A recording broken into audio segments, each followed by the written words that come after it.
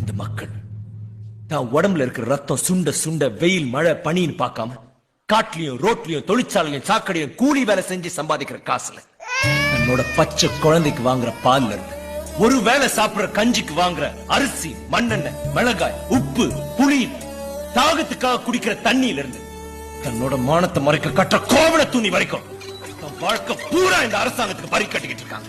ஆனா இங்க இருக்க அரசியல்வாதிக அந்த வரி பணத்தை சர்வ சாதாரணமா ஊழல் செஞ்சு கொள்ளையடிச்சு உள்நாட்டுல வெளிநாட்டுல சொத்த வாங்கி குவிச்சுட்டு கதானாவை சொத்தமா காலி செஞ்சு விலைவாசிய மக்கள் தலை மேல ஏத்தி அவங்க வயிற்றுல அடிக்கிறதும் இல்லாம தன்னை யோகியன்னு காமிச்சுக்கிறதுக்காக ஒருத்தன் மேல ஒருத்தன் ஊழல் வழக்கம் மாத்தி போட்டு இந்த மக்களை ஏமாத்திட்டு இருக்காங்க.